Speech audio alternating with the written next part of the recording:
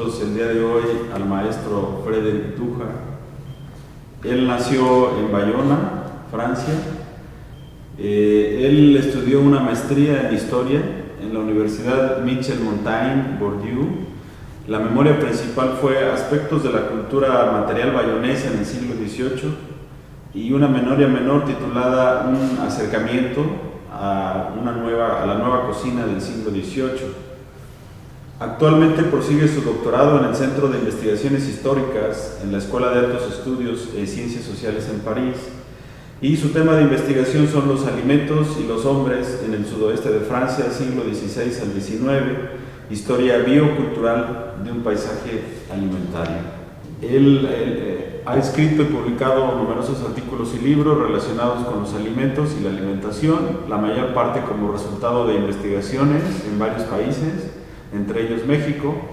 Tiene libros sobre cultura material como el siguiente: Habitar y consumir en Bayona en el siglo XVIII, elementos de una cultura material urbana, publicado en París 2001, y otros libros sobre alimentación como El chocolate en el País Vasco, siglos XVIII-XXI, de Bayona a Oñate, publicado en Bayona, San Sebastián, España, en el 2006. El maestro Abraham Villegas, aquí presente, es ingeniero bioquímico por el Instituto Politécnico Nacional, es maestro en Ciencias e Ingeniería de Procesos en Alimentos por la Universidad de Reading en Inglaterra, es ingeniero lactólogo por el Instituto Nacional Agronómico de Francia y maestro en Economía de la Tecnología por la Universidad Autónoma Metropolitana en México. Es profesor investigador de tiempo completo de licenciatura y posgrado del Departamento de Ingeniería Agroindustrial en la Universidad Autónoma Chapingo. Ha publicado los libros Biotecnología Intermedia en 1996, Los quesos mexicanos en 1997, Calidad de la leche cruda en el 2003, Tecnología de alimentos de origen animal en el 2003 y Tecnología quesera en el 2004. Es autor de varios artículos sobre productos lácteos y su principal línea de investigación son los quesos mexicanos. Ha asesorado a queseros artesanales organizados para su capacitación y en la construcción de una marca colectiva con referencia geográfica. Entonces, como podrán ver, pues son personas muy avesadas en el tema que vamos a tratar el día de hoy, son expertos y estamos convencidos que lo que digamos el día de hoy aquí o lo que se difunda a partir de esta entrevista el día de hoy será de gran utilidad para los estudiosos del queso, para los queseros, para los estudiantes, para el público en general, para las instituciones de gobierno y para todos los interesados en esta temática. Entonces, lo primero que yo les quiero preguntar es, desde su punto de vista, ¿cómo creen que ha afectado la globalización a la producción de alimentos tradicionales y en particular a los quesos mexicanos genuinos? Bueno, yo creo que empezaríamos diciendo que en el contexto económico global actual, de economías muy abiertas, de un comercio internacional muy profuso, muy abundante e intenso, los quesos tradicionales se convierten en bienes que no son valorizados adecuadamente. Y esto sería en mucho porque las poblaciones de los países actualmente son predominantemente urbanas y están sometidos a una publicidad de los productos muy industrializados. Entonces, ahí hay un efecto de la globalización. Veo otro aspecto en el comercio de materias primas. Hay abundancia de ellas en el mercado internacional. Puede accederse a esas materias primas como serían los polvos proteicos, lácteos, derivados de la leche de los países que tienen excedentes, ¿no? Por ejemplo los de Oceanía, y entonces terminan yendo como bienes comerciales a los países que elaboran quesos, y entonces puede eso incidir en la elaboración de productos sustitutos. Me parece que ese no es el caso de Europa, pero de Latinoamérica sí, y particularmente en México. Yo creo que México es uno de los países en donde se hace más ese tipo de productos que son no genuinos, que son productos muy industriales. A mí me gustaría saber también al respecto de la opinión de Frédéric. Viene de otro ámbito, donde se cuida más lo tradicional, donde se cuida el queso original, y tal vez ahí los efectos son distintos. Sí, creo que, como decía Abraham, hay esta dimensión que si hablamos de mercado global, y eso va a tocar también en Europa, otra zona, los quesos artesanales, y habría que ver la definición también, porque tiene consecuencia el mercado global sobre mercados de Europa.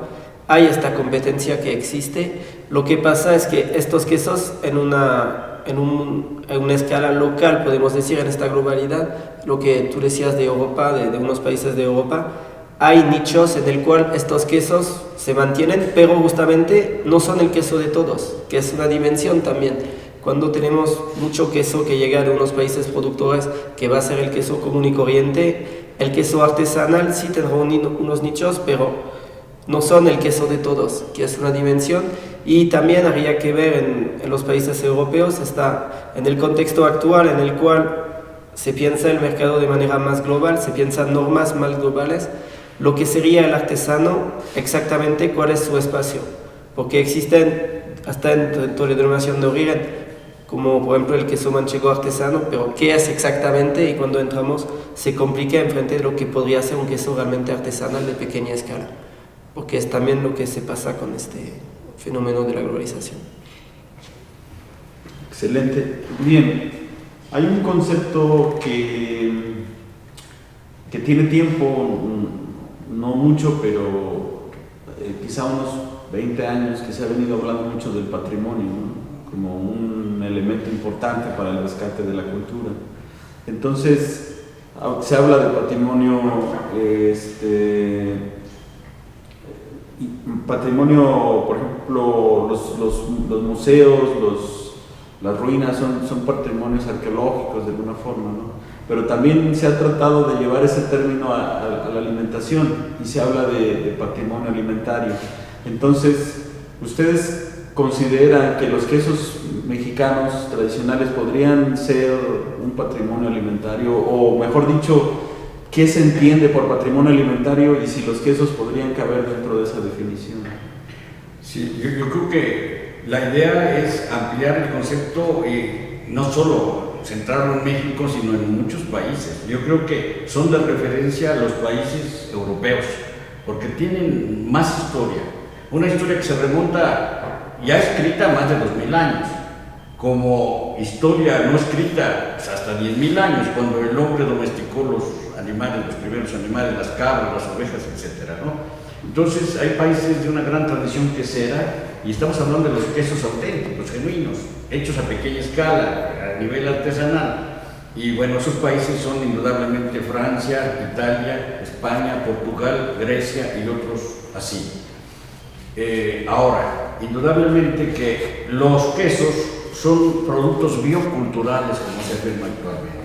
Son resultado de la transformación de una materia orgánica, de una materia biológica, que es la leche, pero también son la expresión de una forma de elaborar los alimentos y por lo tanto de conocimiento que ha pasado de generaciones. Por eso ahí está lo cultural. Existe una matriz cultural en donde se elabora un queso tradicional, y el queso tradicional tiene muchos significados, tiene muchos símbolos, mucha simbología. Entonces, indudablemente que son productos culturales locales, porque estos quesos se hacen en determinadas regiones con sus propias características ecológicas, pero además culturales. Y manejándolo como conocimiento, son bienes culturales intangibles y que son un legado de conocimiento de generaciones, por lo tanto es un patrimonio colectivo.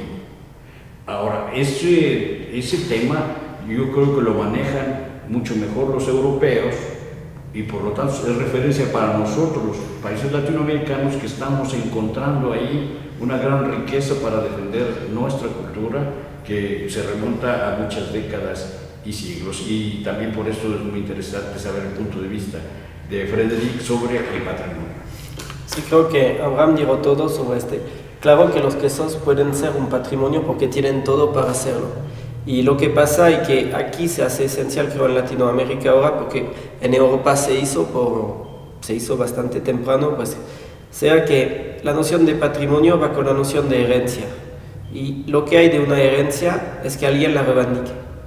Y lo que pasa es que sí, los quesos pueden ser patrimonio aquí si la gente lo quiere, si lo político lo quiere, porque el patrimonio es algo sumamente político, que por eso al nivel de la UNESCO se habló mucho del patrimonio intangible, que es material, inmaterial, pero es algo muy político, y el problema del político es que va a depender de una voluntad de la sociedad y de los que dirigen a la sociedad. Y por eso estamos con una cosa que, para que sean un patrimonio, porque tienen toda la historia, hay que querer que lo sean. Es exactamente lo que vemos bien con la arquitectura, porque esta noción de patrimonio tangible e intangible va juntos, es que hay edificios que se van a tumbar porque la gente dice es viejo. Hay edificios, el INAH dice no se puede tocar. Y aquí está la cosa, que para que sean un patrimonio, a la sociedad decidir que lo sean. Perfecto. Pues los quesos es un elemento que tradicionalmente ha acompañado al ser humano, ¿no? Desde que descubrieron que la leche se podría cuajar, pues lo ha acompañado y ha sido parte de la alimentación en algunos casos, ¿no? Pero en la actualidad, ¿qué tan importante o qué papel pueden jugar los quesos en la comida? O mejor dicho, si pudieran hacer esa relación de la época antigua a la actual, ¿qué transición ha habido en la comida y qué papel han jugado los quesos? O sea, ¿cómo los quesos se han insertado en la comida y cómo han llegado a la época actual? O sea, de alguna forma, ¿qué papel ha jugado el queso en la comida, en la evolución de la comida? Bueno, el queso es un alimento que ya lo registra en la historia. Los romanos antiguos comían queso, los griegos, los hebreos. Entonces ha acompañado al hombre por siglos. El queso ha evolucionado como los mismos hábitos alimentarios del hombre. Y obviamente las sociedades se han industrializado, se han vuelto urbanas, los hábitos han cambiado y el queso ha acompañado esos cambios. Indudablemente que para una sociedad muy urbana, en ciudades muy densas, los quesos deben tener una preparación especial. Por ejemplo, durar más. Entonces se han procesado de tal manera que puedan refrigerarse, que puedan empacarse, que puedan presentarse de otra manera a los quesos tradicionales en localidades todavía muy rurales. Entonces, ese tipo de productos también están diferenciados por el ámbito físico en donde habita la gente, ¿no? Pero yo creo que el queso cumple varias funciones, ¿no? Como la misma comida. La función nutritiva, pero también la función del gusto, la función hedónica, la función sensorial. Y por eso son valorizados muchos quesos. Claro, eso se tiene que desarrollar en el crecimiento de los sujetos, ¿no? El gusto se desarrolla, el afecto por los alimentos se desarrolla culturalmente. Pero además de eso, es muy importante el aspecto de la valorización según finalmente la cultura alimentaria de los pueblos. Entonces yo creo que hay que diferenciar esos dos ámbitos, el muy urbano, surtido por quesos industriales, estamos hablando todavía de auténticos, de pura leche, ya los de imitación parecen quesos y son productos también muy industriales. Y por otro lado, los quesos auténticos de pura leche, a veces cruda, que se elaboran rústicamente y que cumplen la función, las necesidades, las expectativas de los clientes en esos lugares. Y también sobre esta dimensión que decía Abraham del queso, que se puede ubicar muy bien en la cocina, creo que, y aquí puede ser una suerte en México, si tomamos como tú decías, el actual, al final en México, el queso entra más en lo que será, pues tenemos el botanero, tenemos el que va a ir con la quesadilla, pues el de la comida o el que se pone con la comida, y de postre, de hecho hay poco de después de la comida, pero encontramos unos panes que van rellenos de queso, encontramos unas cosas, y aquí tenemos una tradición bastante amplia, pero si tomamos en cuenta otros países, por ejemplo el modelo francés, donde el queso viene antes del postre y después de la comida, el modelo más mediterráneo, donde estará de entrada más el queso añejo, quesos frescos que pueden intervenir también en comida, es una capacidad que tiene el queso a estar presente en todo tipo de comida. con claro, merienda, desayuno, puede servir en muchas ocasiones lo podemos encontrar. Y en su historia había de eso que es interesante, que a veces con los alimentos, y es un gran problema que se plantea a nosotros en México, por ejemplo, la categorización alimentos de rico, alimentos de pobre, que por eso hace lo terrible de los quelites, que alimentos de pobre nadie lo quiere comer. El queso fue desde el principio, como decía Abraham, desde los egipcios y todo este tiempo, había de rico y de pobre. Más o menos para hablar del tiempo en el cual empecé la colonización de México, el rico come queso fresco, el pobre queso añejo. ¿Por qué? Porque como tú decías, se guarda más y lo considera como un alimento que nutre, porque es una dimensión del queso sobre la cual podemos hablar más de este problema del queso nutritivo, que ya en Europa unos quesos artesanales les van a pedir de poner una etiqueta que diga su valor nutricional, su contenido en sal, su contenido en grasa, y claro que a los productores le plantea un problema porque dicen, pero a la gente que lo come no le importa, pero la ley está. Y hay esta dimensión del queso que nutre, pero había el queso hedónico de la élite, que a quien le gustaba mucho el queso fresco. Por eso el queso sí es como, y viene también de su peculiaridad, podemos decir, de alimento procesado, pero que sigue siendo a veces ingrediente de cocina, que es la particularidad. Tenemos algo que ya podríamos decir que la quesería ya es cocina, pero al final el producto que sale, que es un producto muy elaborado, puede servir como ingrediente casi bruto. Piensan en una quesadilla, en la cual y por eso hay esta dimensión muy interesante del queso que está muy presente y podría estar más. Y en este estar más hay espacio para unos quesos genuinos mexicanos que la gente no sabe qué hacer con ellos, porque es verdad que cuando piensan, no sé, el queso añejo solo en visiones de comida, dicen es poco que lo voy a poner rallado y qué más, pero lo puedo hacer con fresa, lo puedo hacer con un montón de cosas. Y de otros países vemos muchos ejemplos de esta capacidad de adaptación. Claro. Yo veo, por ejemplo, que hay personas que no toleran la lactosa, pero el queso sí lo pueden comer. Entonces, es un alimento muy versátil. Hay quesos que no requieren cadena de frío, ¿no? O sea, no requieren estrictamente de estar todo el tiempo en el refrigerador. Y eso hace que puedas viajar con un pedazo de queso en la mochila, por ejemplo, ¿no? Entonces, es un alimento que se ha adaptado mucho al ser humano. Y hay gente que, yo me cuento entre ellos que, bueno, puede ser que no haya frijoles en la casa, pero hay un pedazo de queso en el refrigerador, ¿no? Entonces, te puedes hacer una quesadilla, te puedes hacer una torta. Es un alimento muy, muy versátil. Pero, maestro Villegas, usted decía que hay quesos de imitación que compiten con estos quesos auténticos. Entonces, ¿cómo creen ustedes que se podría enfrentar esa competencia desleal de quesos de imitación? Primero yo creo que puntualizar que es un queso de imitación, que quede claro para la gente, para el público. Tal vez Frederick se sorprenda al conocer cuáles son esos productos, porque en Europa no existen. Allá puede ser concebido un queso de imitación aquel que no es del lugar de origen, pero es de pura leche.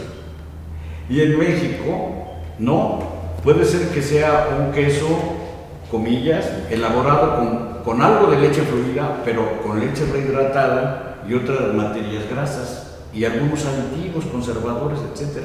Y al final se encuentra un producto que parece un queso auténtico, que da la impresión a primera vista. El primer golpe es visual, ya después es a nivel de paladar, a nivel de olfato, de textura, etcétera, ¿no? Pero es visual, entonces se parece. Y esos son quesos que se elaboran a costos más bajos y por lo tanto circulan en el mercado a precios más bajos. Y mucha gente los compra. Por dos razones. Primero, por la falta de ingreso. Y en segundo lugar, yo creo que por la falta de información. Porque incluso en el medio rural tampoco hay mucho ingreso, pero la gente, diríamos, sabe comer. Sería lo que se dice en la alta cocina, conocedores del producto. Entonces, son dos cosas, ¿no? Falta mucha divulgación, mucha información en el consumidor acerca de la naturaleza de sus productos.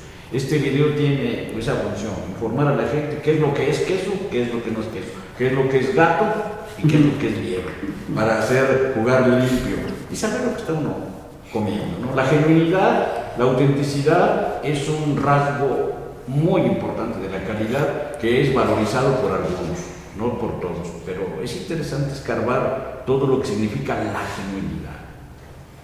Sí, creo que aquí Abraham planteó todo de este problema que al final y que es lo que nos protege, podemos decir, en Europa, no tanto del producto, porque ya de vez en cuando está entrando, pero no se puede llamar queso.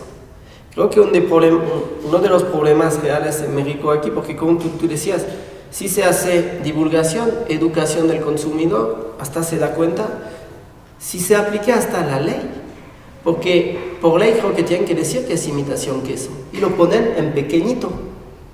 ¿Por qué no lo ponen más grande? ¿Y por qué olvidan de ponerlo a veces y que no hay problema? Aquí creo que estamos con un tema muy político del queso que sí, es que a nosotros nos toca, como tú dices, con este problema a veces de queso que sería de rancho para traducir fermier o queso de otro, que hay una legislación que evita a veces unos errores, como en el caso del camembert, que es un mundo muy complejo, denominación de origen o no, pero camembert. Pero aquí es el problema, es que si todo lo queso de imitación se vendía como queso de imitación, de manera muy clara, porque también hasta a veces no puede ser que la fábrica no respeta la ley porque lo pone en pequeño, pero cuando llega al mercado se quita todo o al puesto de Antoritos está lo que dicen queso, y creo que es una educación de la gente, pero como tú decías hay este gran problema, y que es a veces el problema que hasta en el mundo del queso genuino hay unos que caen en la tentación, que aquí comentamos unas veces unos casos que hubo, es que hay un problema de precio, porque el queso, y como tú decías, el queso que es tan, y aquí que es tan importante, porque hablamos de queso tipo, por ejemplo, panela, queso así, del queso Oaxaca, los quesos de toda la vida, que la gente tiene que forma parte de su cesta básica, y sí, el problema del precio, a veces hablamos de unos pesos, y el funcionario va a decir al nivel de, no puedo hablar de México, pero al nivel internacional, pero unos pesos, ¿qué hace como diferencia? Cuando gano muy pocos pesos al día, sí hace ya mucha diferencia.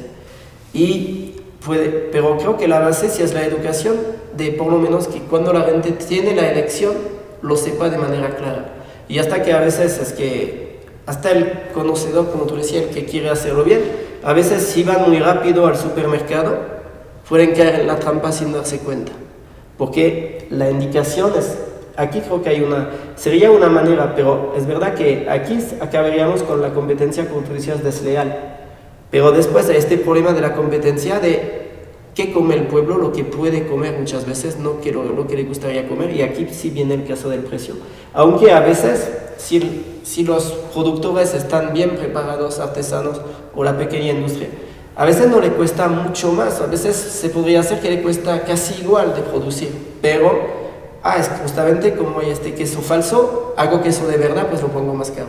Que es un juego complejo, pero es verdad que nosotros por lo menos no se pueden llamar queso, pero a nosotros sí empiezan a tocarnos. Muy bien, miren, yo en una ocasión estaba en la central de abastos en el Distrito Federal, y nos dimos cuenta que la mayor cantidad de queso que llega a la central de abastos es queso de imitación, y es el queso que se consume para las quesadillas, para los tlacoyos, para las tortas. O sea, estamos ante un problema severo, ¿no? Porque la mayor cantidad de queso que estamos consumiendo no es genuino, no es auténtico. Entonces, ¿cómo creen ustedes que se podría hacer para que estos quesos genuinos, auténticos, puedan estar, digamos, no en la tortería de la esquina, no en el puesto de los tacos tal vez, pero sí en lugares donde la gente pueda saber que puede comprar un queso genuino, aunque pague un poco más por ello? O sea, ¿cómo creen ustedes que se podría avanzar hacia allá? Yo creo que primero es un efecto de aprendizaje, de información y aprendizaje didáctico, decimos los que estamos trabajando en este tema, ¿no?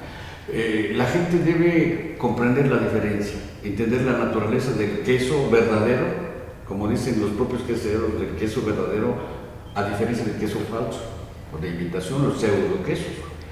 Pero además debe resolverse el problema comercial, los canales de comercialización que permitan que desde un lugar remoto, estamos hablando aquí de Chapingo, casi cerca del Distrito Federal, pero de un lugar remoto como Chiapas o como Zacatecas o como otro estado. ¿Cómo pueden esas pequeñas producciones artesanales, donde el mercado casi es local, es municipal, si acaso estatal, cómo pueden llegar a los centros de mayor consumo? ¿Y cómo pueden llegar diferenciados y entendidos?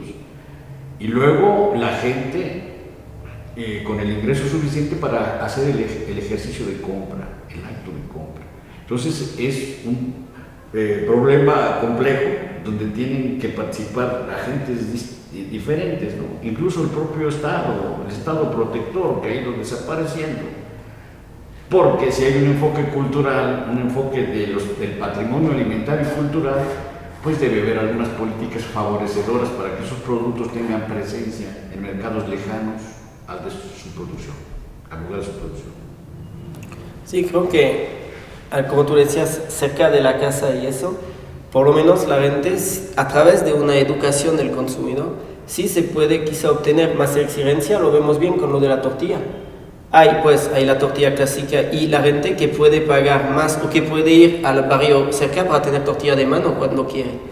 Y cuando puede, cuando tiene tiempo y todo. Por eso hay un potencial. Lo que pasa, y hablando de los quesos que vienen desde muy lejos y que es un problema, como tú decías, que hay que dar esta confianza, justamente que es algo que tenemos quizá que pensar a una escala americana. De otros países valdría, pero estamos en México. No hablo de política, hablo solo del problema de manera general de los mexicanos con la confianza. Porque ¿qué vamos a hacer? Si certifica el estado que sea de Zacatecas o el estado de Chiapas con una marca o eso, con la cadena, no digo que la gente no va a fiar en esta certificación que va a dar, pero la cadena que me trae hasta mi casa, hasta la puerta de mi casa, ¿quién fía en ella? Que es un problema que hay, creo, aquí, que es muy profundo de los problemas ahora de la mentalidad americana, esta confianza en la autoridad, en el mercante. Esta cuestión de confianza que puede ser o algo de... Y por eso, a través de la educación, por lo menos que la gente pida ya queso de leche, que es una palabra horrible para un europeo, pero que aquí sí es el problema. Un queso que es genuino solo por el hecho de tener leche, que ya sería un paso. Hasta que de obtenerlo y que puede después abrir las puertas a los pequeños, pero abrir un mercado que hasta que el industrial se pone a pensar que es mejor vender algo que sea de leche. ¿Por qué? Porque la gente a través de una educación diga, ya no quiero. ¿Qué pasa por unos productos? Que hay como a veces marcha atrás de la industria porque la gente dice, ya no. Lo estamos viendo con unos productos, por ejemplo, que estaba lleno de sal, de azúcar, tienen que bajar. Lo vemos bastante en Europa, ya tienen que poner menos sal y todo, porque la gente quiere menos sal. Si el mercado ya pide leche, será un contexto más favorable. Pero el problema quizá que es un freno que hay a la certificación, no solo aquí, pero en otros países puede jugar. Creo que hay este problema global de la confianza, que viene de un estado de ánimo global del país, que no es algo político, que es un vivir americano actual con problemas reales que hacen que la confianza y que pues los políticos la están intentando ganar cada vez más, que juegan con eso, juegan mucho con eso cuando se ven las publicidades que vienen de los partidos políticos, porque este problema americano muy profundo de la confianza. Ok, Frederick, tú acabas de tocar algo que me parece muy interesante. El queso auténtico, genuino, debe ser elaborado con leche. Y el queso que se elabora con leche en polvo, ¿es queso o no es queso? Creo que ya podríamos decir en comparación de unos está mejor, pero creo que hay que ser exigente e ir hasta la leche. Porque es algo que nos toca en Europa, con unos, por ejemplo, no va hasta el queso en polvo en general, pero va a ser, por ejemplo, problema de zonas que producen queso de cabra genuino con una leche que viene de Málaga en Francia, que ya se está combatiendo, pero a veces puede ser el problema de, como decía Abraham, de este mercado mundial de la leche, porque hasta un queso sería genuino, sí, técnicamente, si lo hacen con leche australiana o de Nueva Zelanda, pero habría un problema de pensar que no viene de cerca. Creo que el queso genuino, si lo queremos defender así, tenemos que ser exigentes.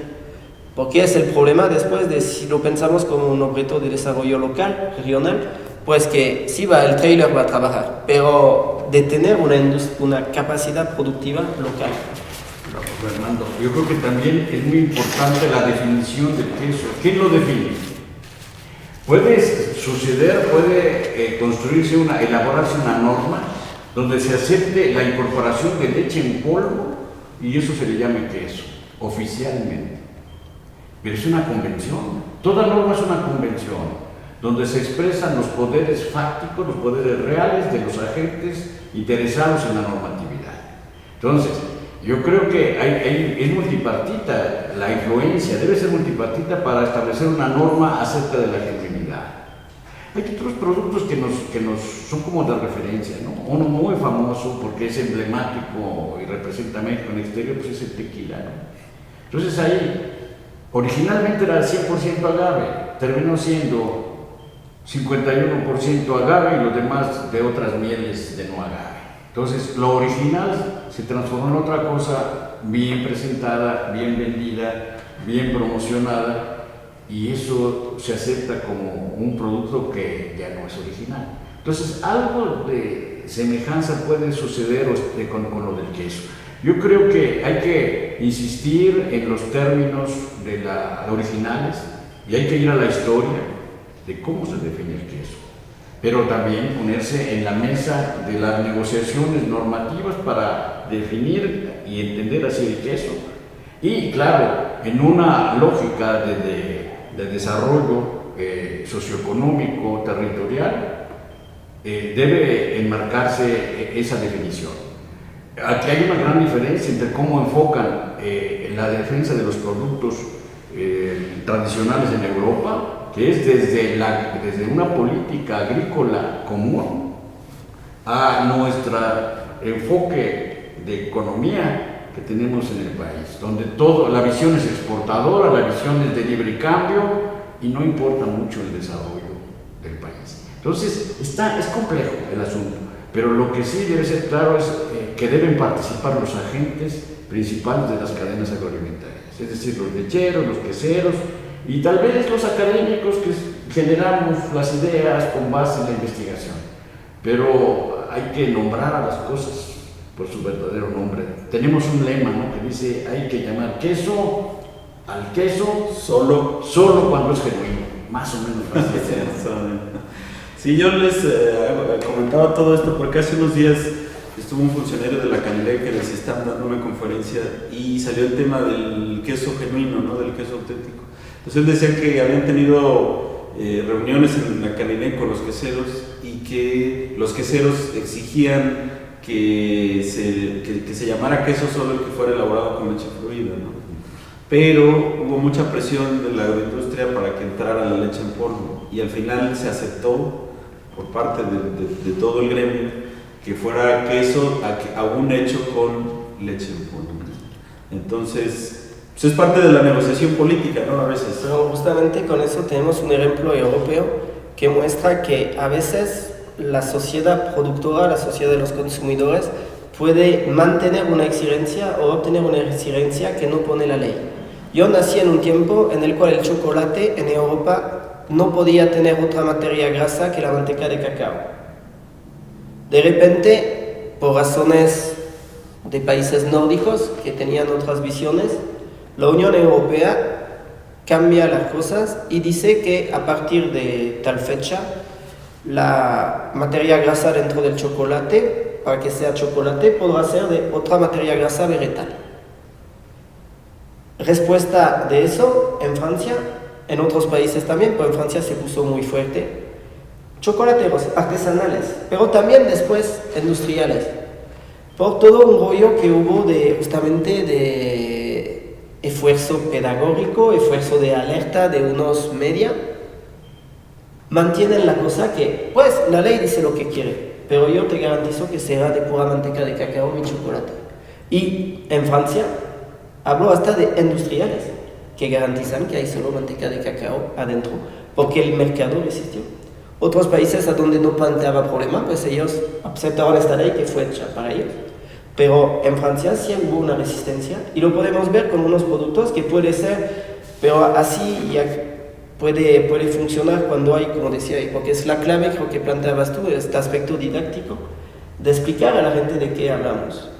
Porque si no, y para mostrar que Europa también no es un paraíso necesariamente, pasó algo con nosotros con los jugos de fruta.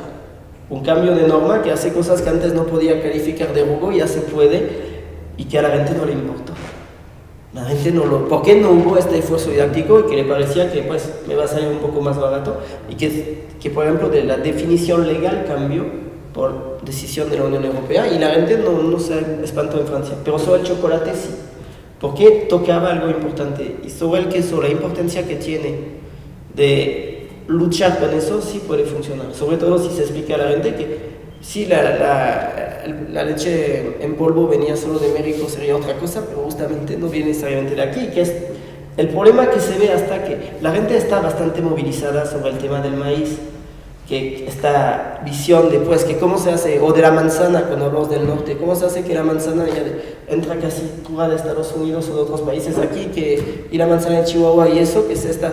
Por eso, sí, tocando algo de tan importante en la cultura como el queso, se puede hacer que hasta si la ley lo dice, que el mercado lo pide y que los productores pueden decir, porque es nada en contra de la ley, de decir pues que la ley es como, pero de poner y de, entre ellos, de garantizar que es de pura leche, podemos decir fluida.